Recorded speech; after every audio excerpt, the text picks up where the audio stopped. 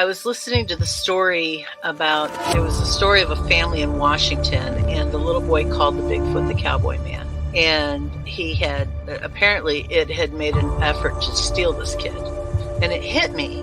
My children were in that playpen behind me with nothing but a mosquito net over them. It could have crept up behind me and taken both of my children, and I wouldn't have known. Father just got like a Mustang or something from Wyoming, okay? He had it out in the corral because he couldn't put it in the barn in the stalls with the other horses. It would kick and made all the other horses nervous. Had a Seminole Indian working the horse, trying to break it every day. So they had it out in the corral. This skunk ape snuck up behind this horse and grabbed it on its hind quarters. This particular horse kicks out, jumps over the corral, runs into the pasture, to get away. At this point, the rancher's out there just blasted away with the dirty. Skunk ape runs into the swamp. I went up there one day after that, or 2 days after that. I went up there and sat in the silence up there, and I'm telling you, man, it was free. It was crazy. There was a crazy vibe up there still. I did what I could to kind of get things under control, but I told her, I said, you need to get off this property. I feel like no matter how strong you are, it's almost like standing in the ocean. You can't stand still without moving your feet. You're going to get knocked over eventually, no matter how strong, whatever. You can't withstand a barrage of weird spiritual energy.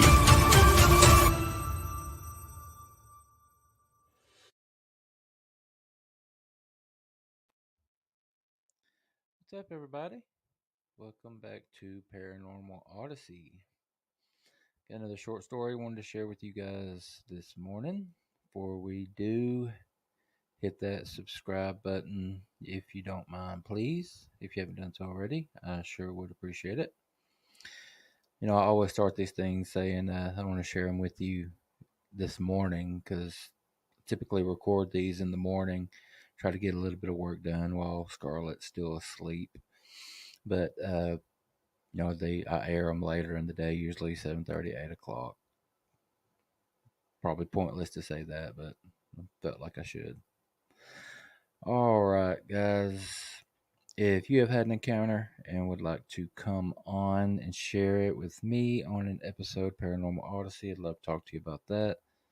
Shoot me an email to wayne@paranormalworldproductions.com. That is the first step in getting that done. Would love to hear from you guys, not only about being a potential guest, but also how you think I'm doing, how you think the show's going, suggestions on other topics, things like that. All right. Go ahead and get started with this one. This one, I think, is a fear of just about all of us. I've heard stories, I guess urban legends about this happening to people, but never really heard like a specific case of it happening until I came across that one, and that is the fear of being buried alive, accidentally buried alive, which would be just terrible in my opinion. But today we're going to be talking about the legend of Julia Legare. This one takes place in South Carolina, Edisto Beach. I might not be pronouncing that right, but this article comes from edistobeach.com. It is the legend of Julia Legare.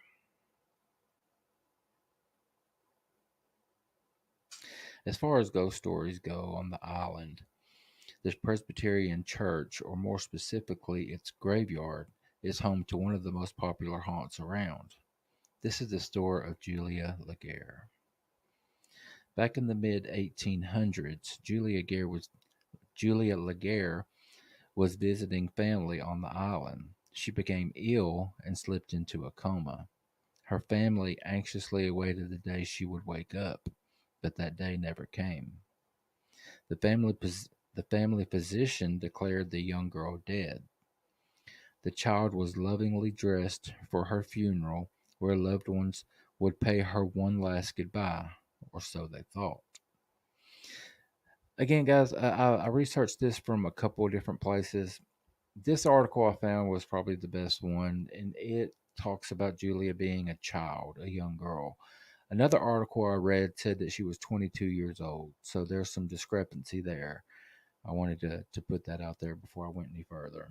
This article talks about her being a child. I don't believe it gives an exact age, but a young child. In those days, long before the deceased were treated with embalming fluids to preserve the body before burial, the ceremonial activities surrounding death were conducted at a rapid pace in order to avoid the inevitable decomposition. Poor Julia was buried on the same day of her death after loved ones had a chance to pay their respects. That is rapid. Excuse me. Her little body was taken from the church and entered into the family mausoleum. After she was placed inside the crypt, the marble door was closed and securely locked, providing a sense of finality to the tragic death of the child. Julia's family went on with their lives as best they could after suffering the loss of a child so young, and in time the pain of her death was replaced by happy memories of her life. After 15 years had gone by, another death in the family required the mausoleum to be opened. It was then that the family realized what a tragic error they had made. Julia's remains, which had so long ago been entombed, were crumpled at the foot of the mausoleum door. She had been buried alive. It is thought that the respiratory and heart rates had dropped so precariously low that they were undetectable by the family's physician, and so he declared her dead. When she was entered that fateful day, she was merely in a coma and not dead. This led to the horrible realization that she had woken up in her own tomb next to the entombed remains of long dead family members, where she was unable to escape and had to wait for her actual death to come and free her from the terror she had awoken to. The girl's remains were entombed once again, as were those of the relative whose death led to the grim discovery, and the door was securely closed once again. Still reeling from the horrible discovery at the mausoleum, the girl's family members visited the cemetery to pay their respects. When they did, its door was open. Thinking that the open door had to have been the result of being improperly secured at the recent funeral, they shut the door again and walked away. A few weeks later, a clergyman at the church saw that the door was open and ordered it to be closed. This happened again and again and again throughout the decades. Chains and unbreakable locks were used to keep it sealed tight, but they would always break and the door would open. As little as 50 years ago, a door was put on that could only be removed by industrial heavy machinery, and that door was also opened. Little Julia must have been particularly mad at that door because it was not only open but completely unhinged from the mausoleum. That's when everyone gave up trying to close the door. To this day, the original door is nothing more than broken marble that sits in a grassy doorway to the tomb. Now that there is no door to the J.B. Legare mausoleum, it is thought that Julia's spirit can rest, but there are still some who say that she guards the mausoleum just to make sure that nobody dare get the notion to put a door back on the very building that killed her all those years ago. Visitors head out to the church every year just to walk over to the cemetery and take a look at the mausoleum and walk inside. Some report feeling an essence around them, and others claim to have captured images on their cameras that cannot be explained.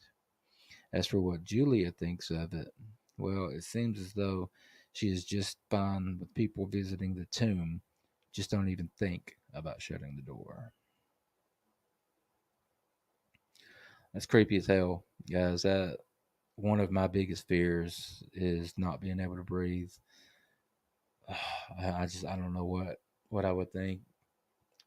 I don't know, guys. And to think that possibly did that to your child, that's awful. It really is. All right, guys, another one down. Quick and easy. Guys, let me know what you think about these. Response has been pretty good so far. I haven't heard anything negative from anyone. Everyone seems to be appreciative of hearing about new stories and want me to continue. So that's the plan for now. Just going to keep going. Lord knows there's plenty of them out there. Hadn't even scratched the surface. All right, guys. I want to remind everybody about Paranormal Odyssey Live, which can be found right here where you are at right now, every Friday evening, 7:30 p.m. Eastern. Hit that subscribe button, please. Paranormal Odyssey podcast, still releasing 2 new shows every week, Wednesday and Sunday. So yeah, look forward to those. Got some great guests lined up, scheduled to be interviewed. Getting ready to get back to the old grindstone, hitting the interviews really heavy. I've made it through my stash of reserves. I think got a few left to edit, but gonna start scheduling some more. Got several scheduled already, but gonna start looking for some more. So if you guys have any encounters that you'd like to come on and share, throw it back up there real quick. Wayne at Paranormal World Productions. That is the first step to potentially coming on and sharing it. Like I said, going to be looking for some more here very, very soon. So get those emails in, please. All right, guys. Thank you so very much for all of the support. Love you guys, everything that you do for the Paranormal World Productions family. And yeah, we're just going to keep going. All right, guys. Y'all be good to each other. Be good to yourselves. We'll see you next time.